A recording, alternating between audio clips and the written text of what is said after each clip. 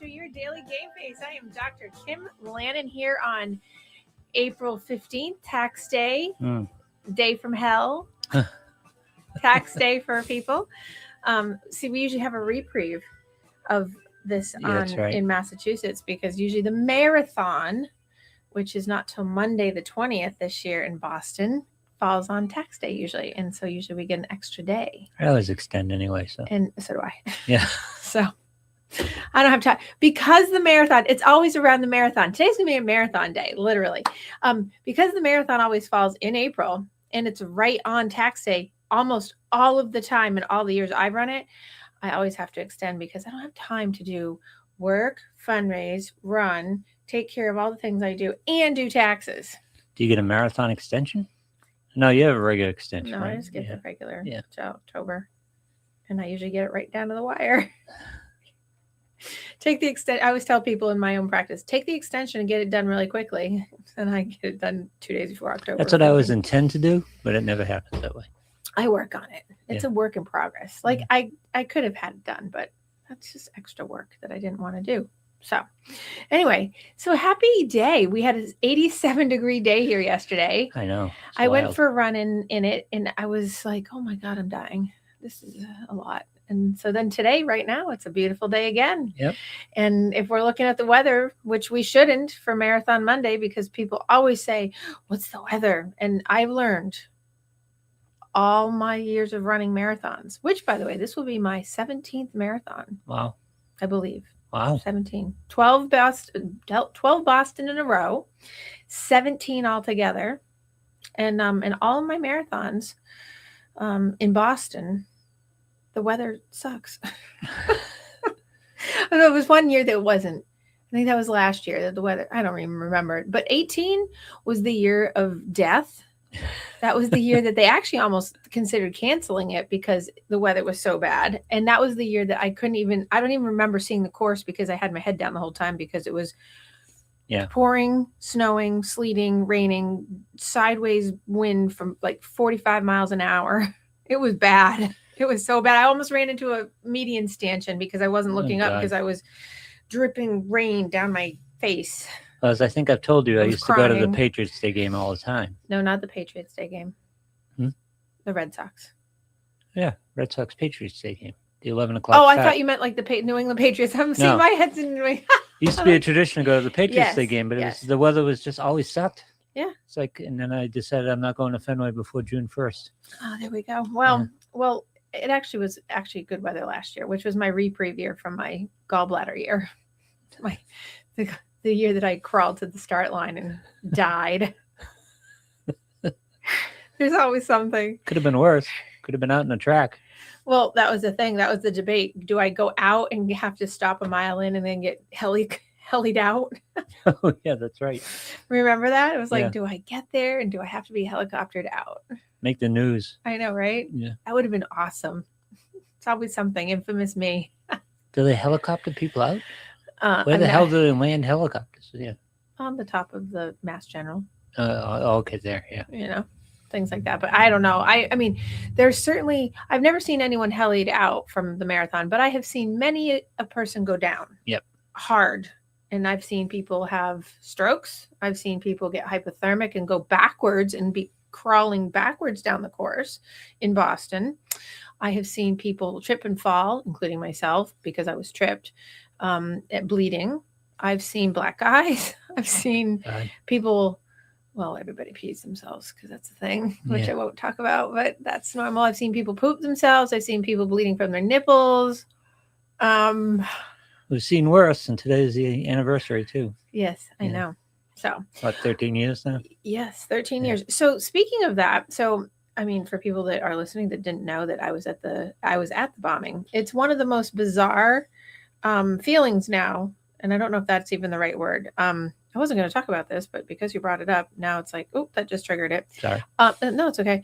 I was 80 feet-ish, 82 feet off the first bomb at the finish line in the year of the bombing. And so I was, you know how I take my respite for the last month and I go train in the mountains, right? Yeah. And I just happened to turn on the TV in my little lovely bungalow condo that I live in. and Patriots Day comes up. Now in the movie Patriots Day and in the documentary that they made of the Boston Marathon, I'm like in the opening scene. And I didn't know that when they made it. So literally footage? Yes. Yeah, okay. Footage of the bomb going off, and you see my hair blow back and you see me turn. And so I'm getting chills talking about it. Yeah. Uh-oh. Having a little moment. So and then so in both the documentary, I'm in the documentary a couple times, and then I'm in like the movie, I think twice, at the beginning and at the end. So it's very surreal. It's very weird. Mm-hmm. It's a lot. And so it triggers thoughts that I don't typically have throughout the year unless I hear a loud bang or something like that. Because obviously I think I have a little trauma from that. A lot of people do, because if you were anywhere within that collateral area, which a lot of people were, because people were sitting in the stands, people were along, obviously Boylston Street is always lined with tons of people. But there's something, I don't know how to fully describe it, that what it feels like. And people ask me all the time, especially when we come into the box. So it's like on everybody's mind, like, what was it like? And, it's kind of like, don't ask people, how many, people they've killed at war, kind of things. Right. Like, don't, but people do. And it's okay. I've gotten used to it now. So, but it's a weird moment, and there's no other word because I can't find the right word, but it's this weird, surreal thing. Even when I walk down, like I'll walk down the middle of the street this weekend to pick up my bib, and they close down Boylston so you can walk down it so that you can get to the finish line, take pictures before the race even happens, right? Like Friday, Saturday, Sunday. And it's just a very, I don't know if it's like solemn. There's a peacefulness to it, but there's like this eeriness and sadness to it too. It's like all the things. And so I'm very open, obviously, if someone asks me to talk about it, but it just brings back all this stuff. So I certainly give due reverence to, Martin Richard and Lindsay and all the four people that died in the whole thing. And then there were so many people that didn't even get reported on that have were injured both mentally and physically that they didn't even report on. But you see it in the documentary for some of them. But people always talk about, Sean Collier, the police officer that got murdered by, the Jarnines, and so on. But the three that were killed at the site. So, and it was quite something, because the bomber, the one that's still alive, Zokar, went right in front of me, right by me. And so I have a long story, which I won't go into, but my story's there. So it'll be part of my book someday. But it's a very interesting time. So it's like they play these things on TV right now because it's coming into it. It's highlighted. They put it on like the CNN special, like it's like everywhere. So I turn it on, I'm like, oh, and I know, the first 38 seconds or minute and 8 seconds, I'm going to see me. So forward. So it's does it come to mind whenever you hit Boylston Street? So it comes to mind. So on the 10th anniversary, it was very on my mind because when you went into Boston, they had extra security that year, which they always have now, but they have extra, and they had talk about helicopters. There were helicopters all weekend long flying over. There were security checkpoints that were way above and beyond what they had been doing before. I imagine that this year, given the state of the country, and from what I've heard from briefings coming through on the marathon, that it's elevated in terms of security. I would imagine, but when a fun fact that if people are listening that didn't know about this, is when you are along the route, the whole route is lined with police officers, and there's also embedded like Secret Service and Homeland Security and all kinds of different people. But when you come around the 6 mile stretch of Newton up through the hills and you're coming into Brookline and into Boston, there's snipers everywhere on the routes. So for people that don't know, it's very weird experience to know, one, that they're there, and also when you see them, because it's like, I've done other marathons and that's not the thing. So when you're in Boston and you're running along and you come in and you see the Citgo sign, and you also see like men standing with very large, AK-47s. It's it's a thing. It's it's like, it feels like when you're walking through London Heathrow Airport. Oh yeah, really, yeah. It's That's like, a whole nother thing. Yeah. I mean, it feels like that. And so it's an oddity. They try to do a really good job of keeping it kind of on the down low, but I'm hyper vigilant on it because I'm always mindful and watchful. And so anyone out there that's doing the marathon this weekend, if you've never done it, be mindful of your surroundings. Don't be wound up. It's extra peace. It's what? It's extra peace. It's extra peace. It's security, there for security, and and they're. I know that they. I know that the NEMLEC people and the people that watch over all the credible threats and everything. I mean, I know some of them work for them for years, and they sort of keep me informed of the deal, which I'm very fortunate that I have some insider trading on that, because I'm like, I want to know, because if it's a credible threat, I'm thinking I'm going to go have some coffee. Yeah, there you go. And maybe forego that. People always ask me, what would make you not run? And I say that would make me not run the bear, unless I'm like deathly ill. The only thing that would make me not run the Boston Marathon or do it is a credible threat. Even, and people have said, I'll still run anyways. I'm like, I'm not doing that. I'm not taking the chance, especially now. Yeah, can imagine. And we are a target. Yes. Because so it's a weird thing. It's such a weird thing to even think about or talk about. And, I'm all upbeat about it. And in terms of like the marathon, and it's exciting and it's wonderful. And right now the weather's looking really good for us.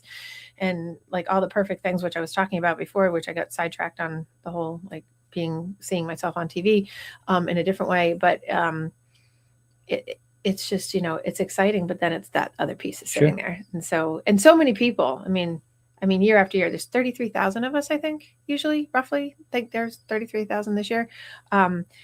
Most of us we're all returners. So we were there. Yep. So it's not like, it's new, there's a lot of new people too, but like the one, it's not theory. It's like we've all been there. We were all there. We all, we all have a story, either we were 2 miles out or we were right at the finish line, or we were, Yep.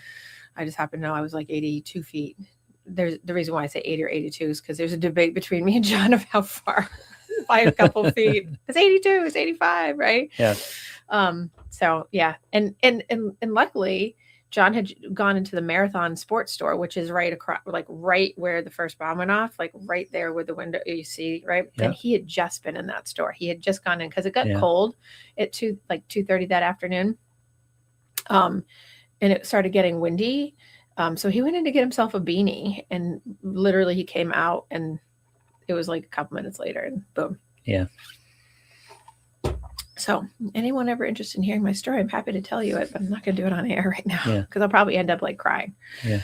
Not because I'm like, it just happens. It just starts. It happens. It's just like tearful. Sure. See, Must be traumatic. I feel it right now. Like, it's like, okay, we're going to stop talking about that. But anyway, so this brings me to a point of, oh my God, in the past week, people have like flurried in on sending donations. Nice. And that is such a big deal to why I run this race. And on top of it, this morning on the Today Show, of all things, right? They had this huge thing on the Cleveland Clinic did a research study on when you do volunteerism like this is, and you do philanthropy work like I do, how it actually adds years to your life by up to 10 plus years if you start early in life and you do, because you're giving back, you get all the self-confidence, you get like the accomplishments, all those things. So the benefit of you all helping me is a safety and resiliency protector for you, because that helps build years to your life. But then when I'm doing what I'm doing, it's doing that. So it's like, it was like, it's like it all falls in line. It's like to buy a couple of years of life, make a donation. Yeah. Yes. So buy a couple of years of life, make another donation. It was awesome. I have someone that listens, and you know how I say, give every dollar counts, every $20, $5, $100.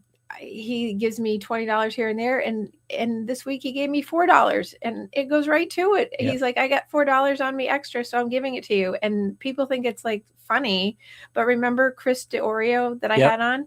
Remember the $1 that he got from the homeless woman he was so excited. Every dollar counts. So those $4 that lovely man gave me this week are going right to the New England Patriots Foundation. and we're going to stay away from, everyone keeps asking me about Mike Vrabel. I just can't. I'm like, can't we just have some like peace? It's like, please do not associate me with all the scandals that always come out. Like everybody has scandal.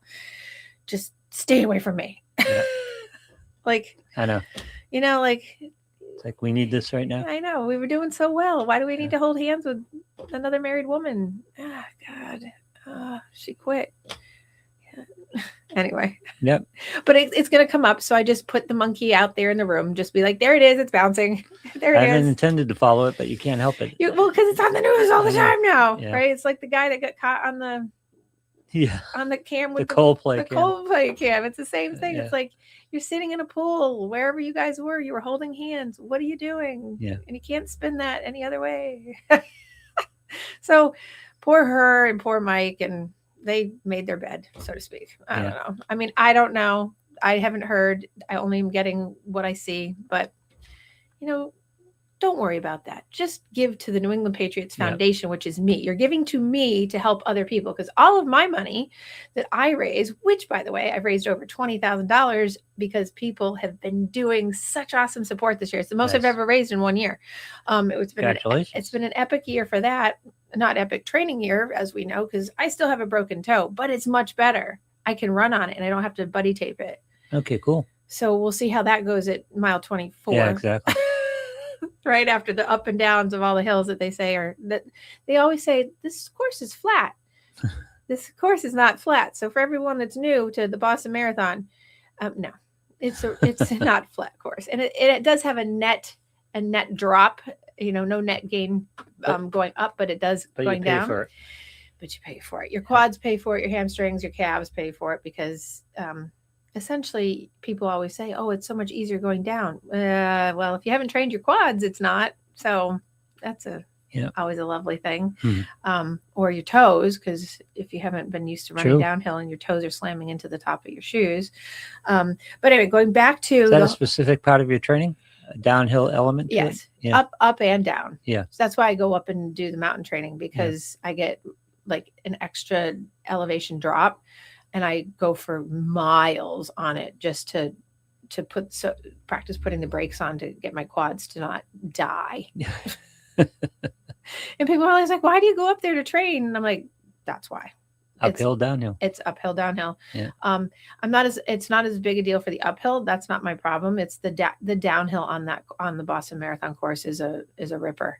Yeah. Because, Heartbreak Hill is 4 hills. So for people that really don't care but are listening, I'm going to tell you anyways. It's Heartbreak Hill is 1 hill. The actual Heartbreak Hill is the last hill of the 4 of this long stretch through Newton. You turn the corner at the fire station, as we call it, and then you have basically 5 mile, like a 4.5 mile like stretch of hill, and you get to the top, and then you have this massive drop off of Boston College. It's like downhill, like huge downhill.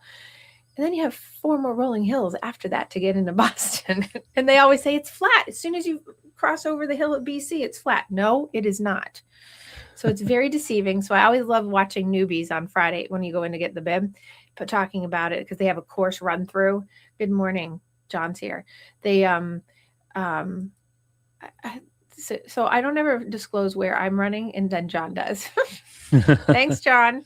I was wondering, because King of Mangus doesn't seem down, but I had never paid attention to it. Well, now that everyone knows that that's what I'm doing, because now you can come out and stalk me. On occasion. Well, the King of Mangus... Don't stalk you. It's very quiet out there. It's like going into deliverance land. Like, John's like, there's no cell service. So he'll like drive like 5 miles out, wait for me to get there. He's always like, where is she? Because I'm the only thing out there. There's nothing, me and the bears. So, now I'm all over the place. Now you got me going on 5 different things. It's actually a consideration in the winter. Like when I'm going through there, I hesitate going through there in the winter. Why? Well, you're not going over Bear Notch Road because Bear Notch Road is closed. No, I know. But I mean just the King of Mangus in general. Yeah.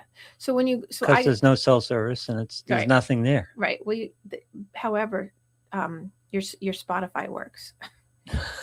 Well, thank God. My Spotify works very beautifully on that mountain. No problem. But I can't get cell service to call for help. Yeah. So, Okay, where was I? You said it was going to be all over the place. I did. I said today was going to be a bounce. I was talking about running downhill. Oh, because I go up. I'll go up like 10 miles up, get dropped off, and then I'll run down. Okay. And it's all downhill. Yep. So downhill and windy, which I learned a lesson a couple weeks ago that I was running on the wrong side of the downhill on a pitch, and it strained my Achilles on one side. I was like, oh, here we go. So yes, I've never run a Boston Marathon and not had an injury. I've run the Boston Marathon on a fractured. Well, this year's gonna be on a fractured toe. But what is he saying? I'm not even reading what he's saying. Oh my god. Oh my god. He's so awful. Get off, John. Nobody wants to hear from you today. I do. Okay, Lou does. But I've run with a hip issue. I've run with a fractured shin 2 years in a row. Yeah. 2 years in a row with a fractured shin. To the point you know what I say about marathoners? We're all crazy. You're all crazy. I know. Yeah. I know. Des Linden, who's won the Boston Marathon, she's running ultra marathons, 100 miles now. That I always said I would never do a marathon, and now I'm saying I'm never doing an ultra marathon. That's pathological.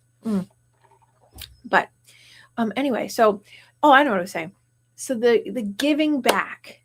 Yes. We were talking about the New England Patriots. So adds years to your life.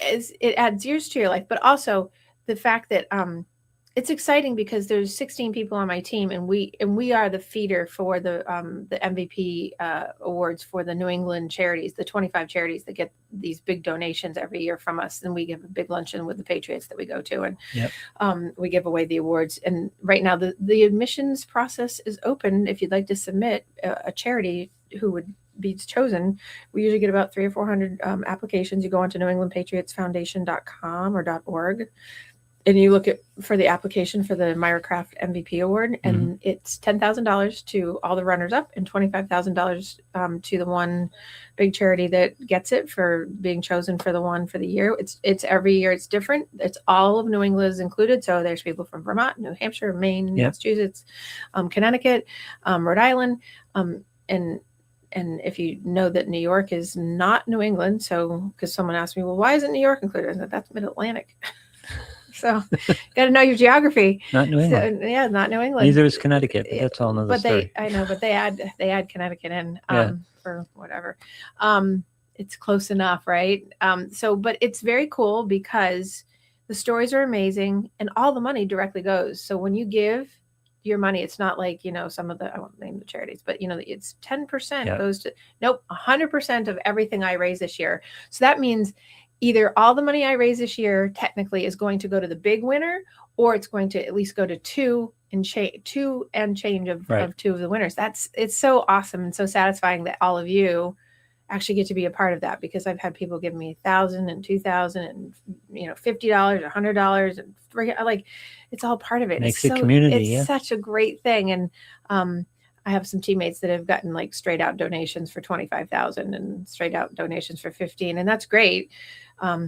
Mine's a village, and I love that. I love that mine's a village, and it takes a village, and it is. And on Marathon Monday, one of the most exciting things is there's people out on the course all over the place that come out for all of us, but for me in particular. And it takes a village because people go out and prep food for me, and people have extra socks, tape, spray, magnesium. I mean, I got it. You name it, I've got it out on the course. And people are always like, how do you get through that? And I'm like, oh, I got peeps. I got my peeps. So it's very cool. It's very exciting. And so if you still want time to donate, you have it, because we're open for donations all the way till the 30th of April. But I'm always of the mind of, I'm not greedy. I'm just saying, hey, you're helping people out. Yeah. And so, and I'm certainly going to do it again next year. So, if you can't do it this year, no problem. You can always help me out next year. But right now we are still open on my link or Venmo until the 30th of April. And I'm going to be posting up on all social media, especially. We just had the team dinner the other night, and it was a lot of fun, and it's exciting. So I'll probably be posting up some of that stuff too. So, and maybe I'll post up from the course unless it's freezing and raining, and then I won't be posting up from the course. Okay.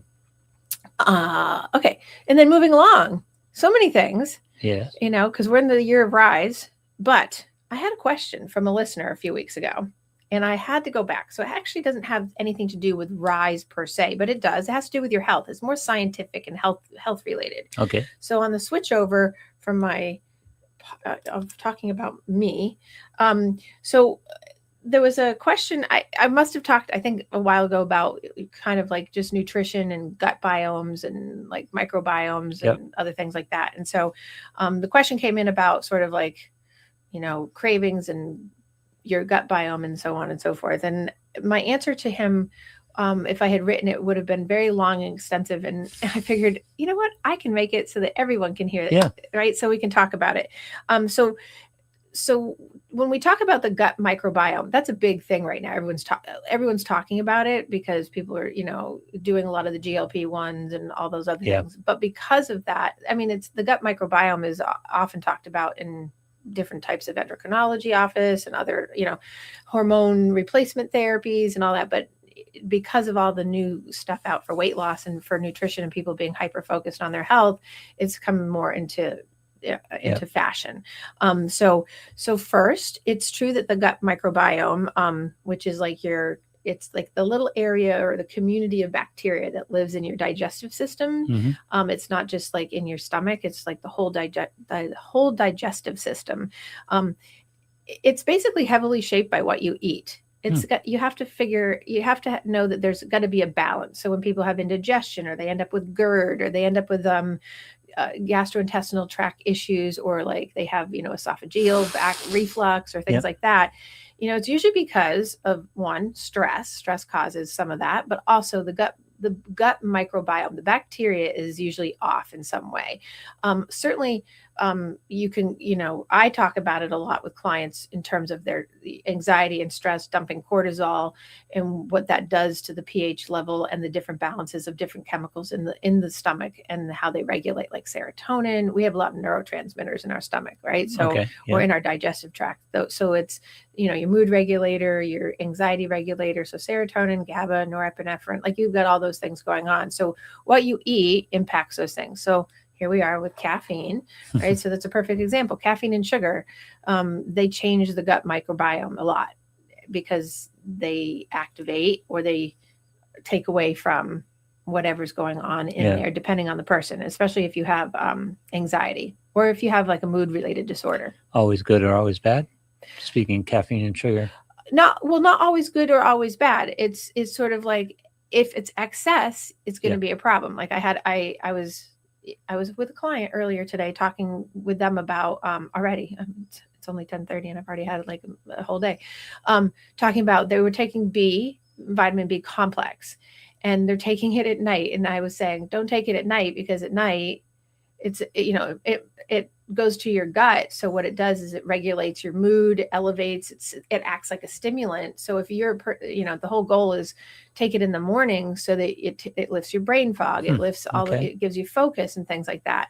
So we ended up saying my recommendation was we come off of all the B and just stay with B12 because I think it was too much for this person. And it was overactivating the person because it was creating, she's already an anxious person.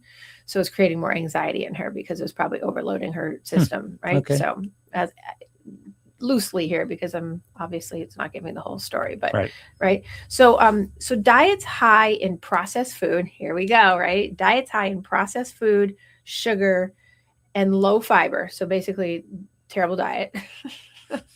Tend to promote a very different unhealthy mix of microbes in your gut and in your digestive tract that vegetable, fruits, and fermented foods and whole grains and proteins don't.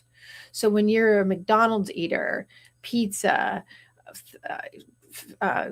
crackers on the fly, lots of Red Bulls, like all that. Those are the things that are going to make your gut biome not so good, right? So when you're eating things that are, your microbes will come off of, your good microbes will come off of diets that have rich vegetables, that are not overly smashed to death with you don't cook all the nutrients out of them, right? You have whole grain meaning you're not eating white bread, white pasta, right? You're eating real grains like quinoa, or anything that's not like cracked and processed, right? And then obviously fermented foods are super good for your gut biome for pH balance. So if you like kimchi, you like cabbage, pickled cabbage, obviously, anything that has sauerkraut, anything that's in that fermented stage. Now, a person, when I talked to them about this a couple of weeks ago, said, "Oh, well, I eat deli meat." Well, deli meat is processed, right? Cured and fermented are two different things. Right, yeah. Exactly. So, yeah. and they actually, with genuineness, thought that that was it's fermented. But that's not what that means. So just because you eat deli meat and it's cured or hickory smoked or anything like that, that's actually carcinogenic. So we're adding a whole different thing when we put in hickory smoke. Doesn't mean that you can't eat it, but just be mindful of it. Yeah. And of course that can change your gut biome, right? So, because there is no perfect. So where it gets really interesting in terms of my stuff, my science, my psychology is where the gut and the brain have a connection, right? Like the polyvagal system, right? The polyvagal or the vagal nerve regulates from brain to gut, right? Yep. So it's your microbiome is in all of that, and it can influence your mood, your cravings, and your reward signaling. So that means like your dopamine pathways. Mm-hmm. That's why when we eat mashed potatoes, we're like, oh, this is wonderful. Or we eat that piece of chocolate cake, or the banana cream pie that I had last weekend that was so good. They're called comfort foods for a reason. That's right. Because so the more of those you eat, right, because your gut and your brain are talking, the more of those kinds of foods you eat, the more you're going to want. And as you've heard in previous shows that I've talked about, a lot of our foods that are processed overseas, they process them for overseas for themselves without all the chemicals that they add. But for here, they add in all the stuff that makes people crave more and eat more and buy more. Yep. It's a marketing strategy. Please hold while I have a sip of my crappy drinks. It makes my gut biome probably scream. Oh, great. Did you just see that? I just didn't see it till you looked down. Oh, my God. Didn't notice it till you looked down. Well, we won't talk about it. Okay. Okay. So it's not that healthy food isn't recognized in the gut, right? It's your gut doesn't reject or get like, it doesn't not acknowledge that you have healthy food, right? It's you digest it and benefit from it in a very different way than processed food. Okay. And so they are very distinct in terms of how they manage like cravings, the dopamine rewards, the mood, right? So if you ever notice, that's why we talk about like ADHD in kids. Now, it's kind of a misnomer that, give kids sugar and, sugar is a stimulant, right? But it's also about how does the body process it? How does it metabolize? Is it natural sugar versus, is it grapes and bananas and apples and things like that versus Twizzlers and Twix bars and all the things, right? So both are going to be processed, but they're going to be processed in very different ways. And one's going to reward the pathway for dopamine, your pleasure center, your happiness place, in a very different way. And one's going to pull for you to have more cravings than the other and change your mood. So if someone regularly is eating high processed, high sugar, high fat food, their brain reward system just becomes trained into and conditioned into just needing and wanting those intense stimuli, because those types of foods and items just are so intense for the body that it just builds that steady state of I want, I need. Mm-hmm. So that's how food becomes an addiction, and that's where obesity comes from, right? Because you have that.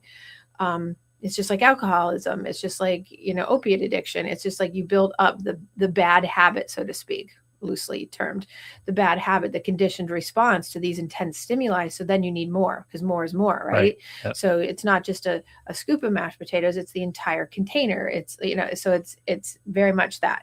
So these foods that are like that, they trigger strong dopamine drip.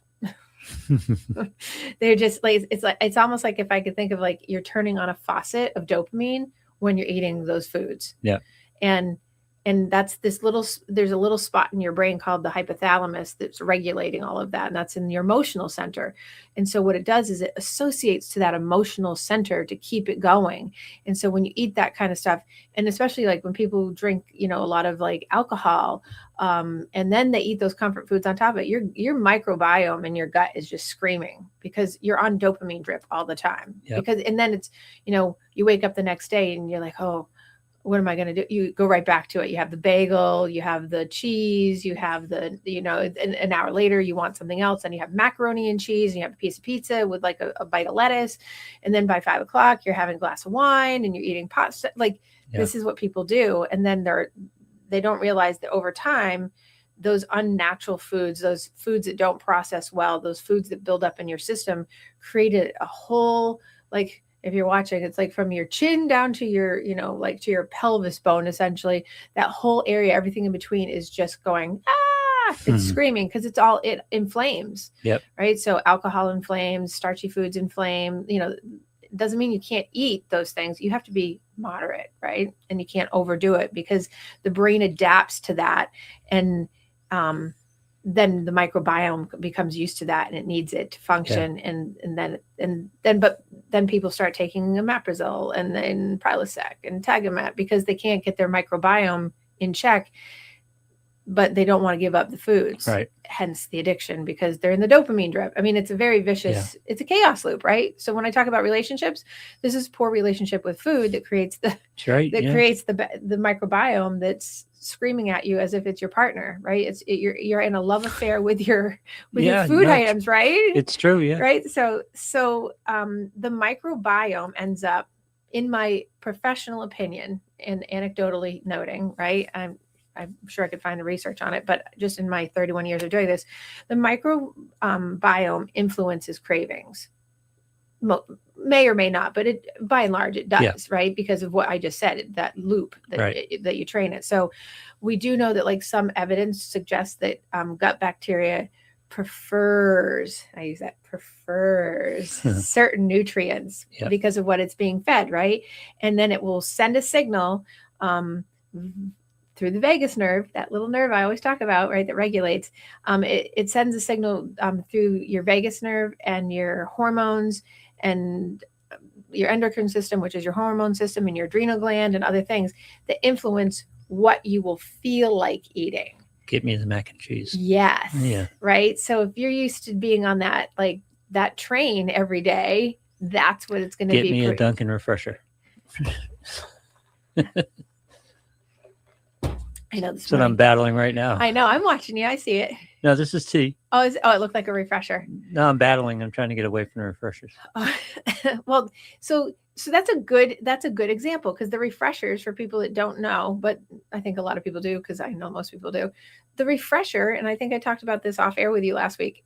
If you're going to get a refresher, you don't do the lemonade because the lemonade it's just full of sugar. Do the green tea and get like a little splash of the refresher stuff. What happens when they make it normally is they put half of the cup is the refresher mix, which is sugar and junk and processed and whatever. And then they put the green tea in.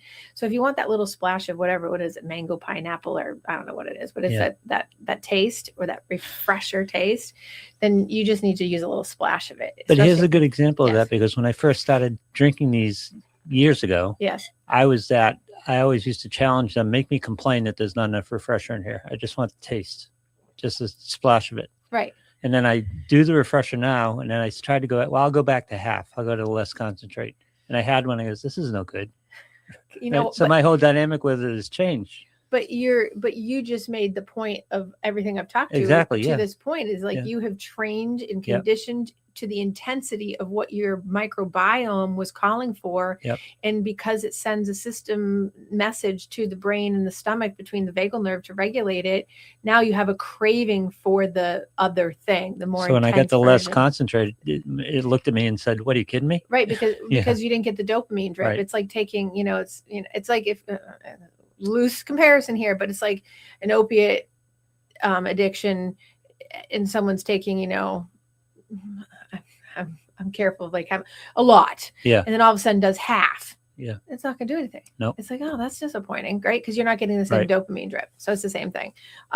So when we prefer certain nutrients, well, we have to train our gut and our brain by eating better things to get our gut biome back into check, right? So we prefer other nutrients, right? So that's what lifestyle change is. Yeah. It makes it so that you don't have the cravings for that, but it's addiction. So, but it's a path. You don't just flip a switch. No, like I'm fighting the cravings. Well, and that's right. So if your microbiome is adapted to eating high sugar, which that is, right? Yeah. High sugar, low fiber, minimal protein, which I think half my clientele is like that, right? And they eat all that stuff where I can't tell you how many people just sit and drink Red Bulls all day. They're just right? You're going to crave more of those foods, even if it's not just the refresher. It's going to make you crave more of those foods, and it's going to feel less, you're going to feel less likely drawn to the things that would be healthy and good and the good choice, because one, your brain dopamine wise knows it's no fun. Your brain's like, it already automatically looks at carrots, cake, cake, right? Exactly, I mean, it's in it without even thinking about it, because the vagal nerve sends the signals and regulates, because the brain automatically knows, like like Pavlov's dog, stimulus response. It knows that is going to be a reward versus a carrot, because carrots are boring, right? So, so taste perception, interesting concept. Taste perception can actually change, right? So diets affect taste receptors, and we don't think of that because people usually don't think scientifically when they're eating or they're emotionally eating, right? But your taste buds or your taste receptors have perception, and they have associative perception. So high sugar intake, shocker, right? High sugar intake can reduce the sensitivity to sweetness, because it gets used to it, right? It's diffusion, right? And so high salt and high fat intake can shift what tastes normal into something that sometimes tastes blah, which is why you'll see people add extra salt, because they've tapped out. So now because their gut biome is in addiction, and it's saying, essentially, there's no salt there. Which is, for people, you'll taste something like, oh my God, this has so much salt in it. And other people will be like, it doesn't taste salty at all. That's a prime example of where that the taste perception has changed, or like, oh, it's not sweet to me. But, some people are like, oh my gosh, that's so sweet. And you can restore it, but it takes work. Oh my God. Well, right. Because you have to, it's like anything else. The healthier foods that you're replacing it with have to then take over the perception of the taste buds. Those are actually okay as you wean out. And I mean, people cut sugar or salt, and they get to a point where, well, that's really salty. You can get back there, but it takes work to get back there. And it takes work, because your body, your mind, and your gut, it's the little gut bacteria that are actually sending signals saying, this isn't fun. This isn't satisfying. This is boring. So when that happens, this is, God, this is such a January thing, right? It's in January when everyone all of a sudden cold turkeys and goes to like, I'm going to eat healthy. And their body's going, wait a second. I just finished like cake and quiche and croissant and prime rib and au jus sauce that was so salt, like candy cone and peeps. Oh God, Easter peeps. Right. So it's that side of things that it has to shift, and people try to shift so fast that one of the reasons why January 14th becomes the tap out day is the shift became so fast that the body's going, I want this other thing so bad. And so it bypasses what would be recognizable in the gut biome to say, oh, this is actually good. And this is going to be tasting really good. So I always try to tell people to go especially for mood regulation. How much protein are you eating? If you start eating protein, especially right in the morning, like eggs, even if you eat chicken, people are like, why? I mean, if you go to Europe, meat is the start of the day. We meat and eggs. So people will hear it's like cereal, toast, French toast, pancakes. Like if you go to meat and eggs, that's going to give you satisfaction. Yep. And that's a great way to start the whole like microbiome switch over, because you're going to be less likely than 4 or 5 hours later. By the way, you're going to be full longer. Yep. So you're not going to crave a bagel. Protein is a great tool. Yeah. Protein is a great tool and great start. So by the time you're supposed to have lunch, well, you might not be as hungry, and you're less likely, because you're changing the gut biome already, you're less likely to go for that slice of pizza. You'll go for something else. Right. And that's why it takes, time. So yes, it's reversible, because obviously lifestyle changes, make it reversible. So there is an encouraging part to like the gut biome thing here, is that, within days, I say that loosely again, within days, depends on how bad the addiction is, right? In the gut. But within days to weeks, changing the diet will shift the microbiome to respond in the way that it was when you weren't doing that, right? Okay. And within weeks to months, usually it takes like 3 to 4 weeks to start it. Taste perception, that's the big thing. Taste perception and cravings will often adjust and start stopping missing that stuff, right? Yeah. So and many people start to find that whole foods are more flavorful over time because they get away from the processed foods. I was talking about this in my class last week, because one of the groups did a class. They did a presentation for my class on exercise and food and stuff like that. And we were talking about how whole foods are so much more flavorful when you get away from things that are not from a box, out of a can. And I made the point to say, if it's not from the ground and it's not natural, then you shouldn't be eating it, because we're not made to process that. All those things on the box. If it's got an ingredients list, right? If we're not made to process that stuff, and so it's just not that way. Chicken doesn't have an ingredients list. It's chicken. Depends on who makes the chicken. Yeah. What? Well, some people put antibiotics in them, but yes. Yeah. Mm-hmm. So being able to replace things essentially to change the microbiome is what you're trying to do, so that you have like that consistent feeling. So the bottom line is, your microbiome is craving healthy food. It wants it. It's genetically lined for that. It's hardwired for it. We want healthy foods. We just train it into not. So it's not that it's going to reject you, but sometimes people will say, "Oh, I can't eat that because it makes me have GERD." I'm like, maybe because it has, like tomatoes, maybe it has acid, but cucumbers, no. Things that are maybe like less acidic, right? So, but it's better than eating a bag of Tostitos. Yes. And people will say, I ate flaming hot Tostitos and I was fine, but then I ate tomato, and I'm like, it's not the tomato. It's the microbiome screaming back at you saying, this isn't what I want, and it doesn't feel good. It's not, certainly people have allergies to those things, or people can't eat certain things, but it's not because of that. Typically it's because the microbiome is so used to being in addiction to the other thing that it gets all muddied in there. Right.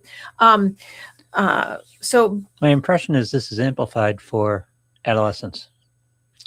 Is that a fair comment? I think that probably yes, because of just how their lifestyle is in general. I mean, unless you come from a household that is heavily. No, but they tend to go off the rail with foods. Well, they do. Yeah. And they're in a lot of the teenagers I see and know are on the fly a lot. So they eat on the fly. So their lifestyle is, unless they're packing their own stuff and or mom or dad is. But often they're on the fly to get mac and cheese. Well, they're on mac and cheese, French fries, nachos, things like that. I see. So in my town where I do my private practice, they have a half day every Wednesday, and every Wednesday it's a festival. And they all in the high school is literally a walking distance from this great deli, Five Guys, McDonald's, like Starbucks, and they flock. It's like from noon to 3, I stay away from everything. Yeah. Because they flock to all those places, and they all go sit and they have French fries, mac and cheese. Like they don't get all the good pizza. They go and they all hang out. I know that I know the school system still provides that as well. Like it's I call it chicken puck Friday, pizza Friday. Yep. It's always mac and cheese on the menu. Like, so they're always providing that because they tout it as cheese is healthy. I just laugh. I don't know about powdered cheese, but powdered or Velveeta, not cheese, but nonetheless, right? So, but yes, I would say adolescents, teenagers, they definitely set themselves up for a microbiome issue, and then you get into like your early 20s, and you've got, Prilosec coming. And you can't use that all the time. And by the way, people that use omeprazole, Prilosec, those things, you have to be careful because our studies show that can lead to Alzheimer's using that excessively. And I've known people that use it like that's their daily crutch. It's like, I can eat anything I want as long as I have my Prilosec. I'm like, oh man, that is not good. Right. That's telling you that your microbiome is in addiction, and it has something going on. Now, that's not to say that you shouldn't go to your regular doctor or to someone that can test you for like gluten allergy or something else, because something else could be going on, but still being mindful of this as a base, right?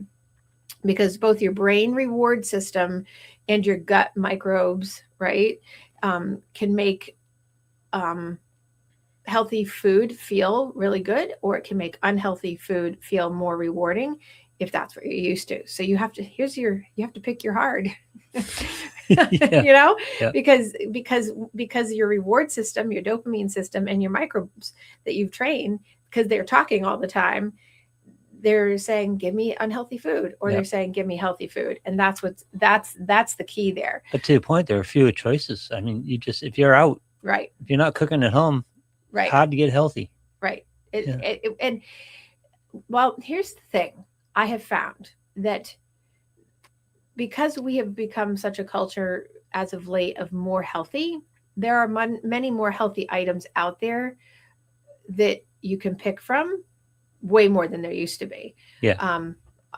We'll go, use Chili's or Applebee's. I mean, they all put their calorie counts down on them now. I've seen, even since I started doing the show 6 years ago, I've seen a huge change. Because remember, I used to make fun of like the fact that like, you could order like a burger and something else at Chili's or whatever, and it was like 2,600 calories before you even finish that meal.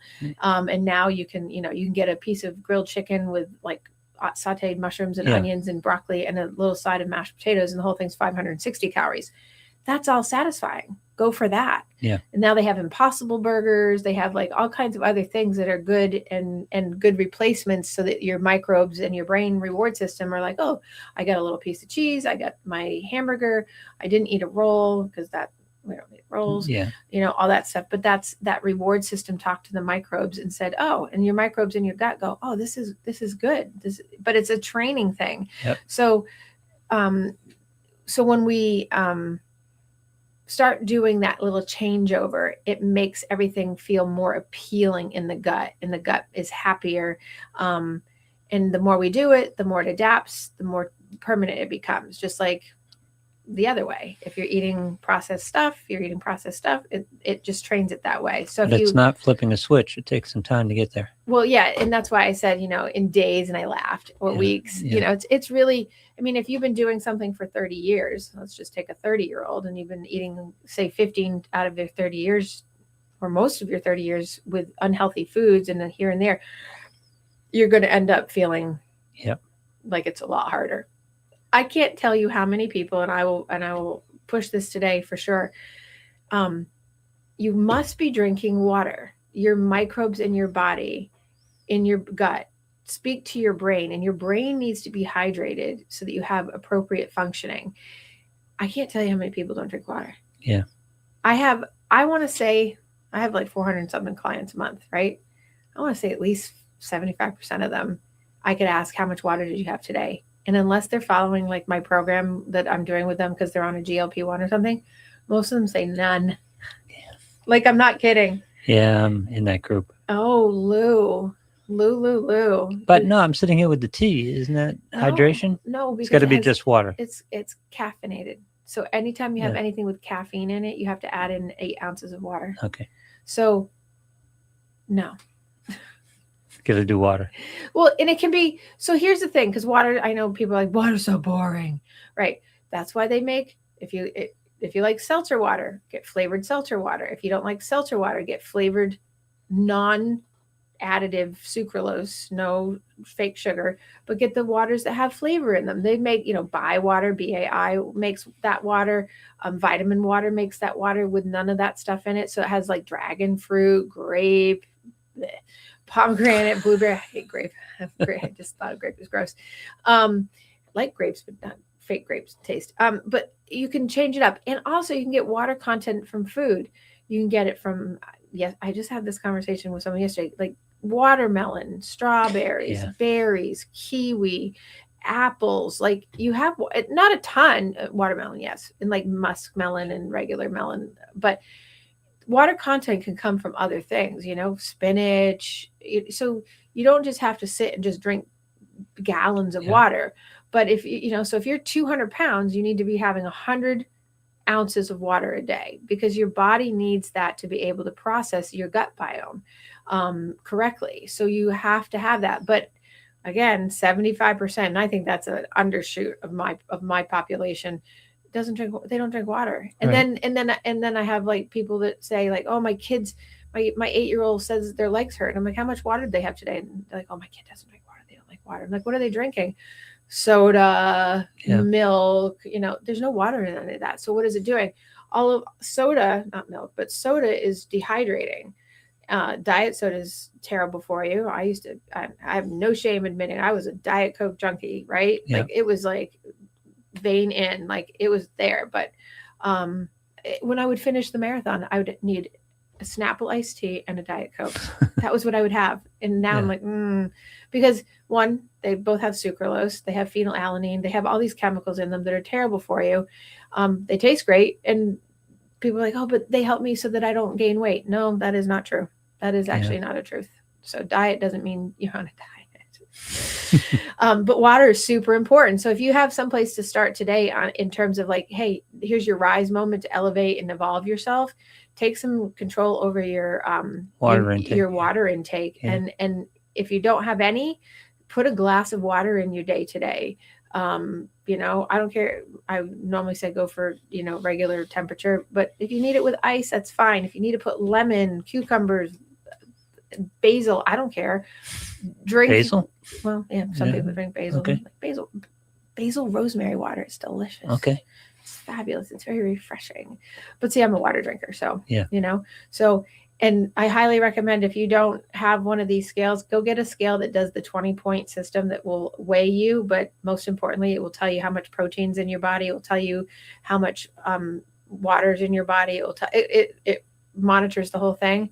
That's an eye opener and a helpful change. It's like your little crutch buddy. That's a good crutch to monitor, because it will come up and say, you are low in water. And, you need to have, and then it will tell you, like, when it's good, it'll give you a green that it's good. So that's a whole nother show, but it helps show like where you're, like when I have it, because I'm working with people that are on their weight loss plans. So I'm keeping like their values on their 20-point scales. And so I can always see where like, oh, we lost water this week and this is why, or we're having trouble because we're down to 30% protein. That means you're not eating enough. Right. So I can register on it like by watching that. So that if you need something like that and not just eyeing it, that would be really good. So, but hopefully that answered my friends and listeners' question on the gut biome in short.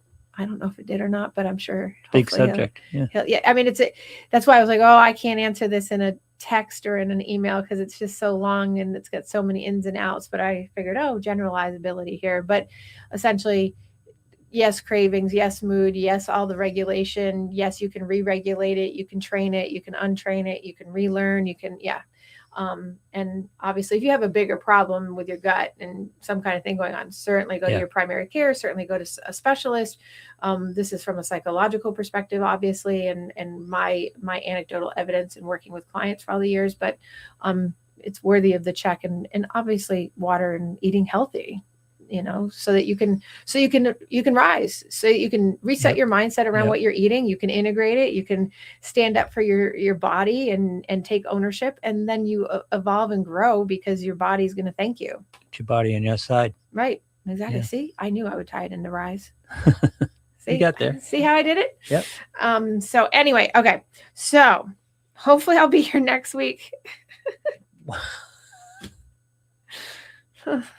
What? Well, next week, the marathon's Monday. I know, I understand. Hopefully I'll still be walking and standing. You will be. Mm-hmm. I have to be. I'm shooting a commercial on Tuesday after the marathon. Right. So I have to be functional on Tuesday. Silly. Why is it silly? That's when they scheduled the commercial. So for everyone, I'm filming a commercial with marathon runners, and they're doing it the day after the marathon. What could go wrong? I know. So I actually thought that. I was like, oh, this could be a really bad idea. I could be gimping. I'm going to have to be like still shots or something. Maybe Liz put me in a stationary spot so I can talk or something.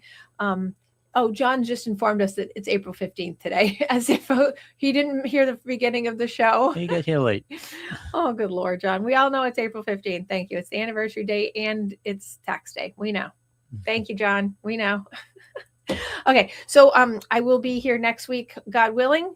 And the divine powers of all the energy of the earth make it to the end of the marathon, crawling, walking, rolling. You'll get there. I'll get there. It may be great and it may be ugly, but it will happen. And I'll be here with my beautiful 130th running of the marathon medal. It's going to be, I've seen the medal. It's beautiful this year. So anyway, and then we'll be on to our next part of Rise as we get ready to have women's retreat weekend in May that I need people to come to in May. So we'll talk about that. But everyone, you guys have a great week and wish me luck. Oh, my number, if you want to follow me, go to the BAA app, download it. It's free. My number is 28805, and it is live, but it only tracks and updates you that it's live every time I cross over a timing mat. The timing mats are on the 5K marks. So every time I cross, then it tells you where I am and then whatever. So people are always like, I lost you. It's like, well, that's because it's not like actually following you like a GPS real time. Right. It's only on the tracking mats. So have no fear. You'll see me come out of the gate probably way too fast, and then all of a sudden I'll slow down. So this is what always happens. So, all right, you guys have a great week, and thank you.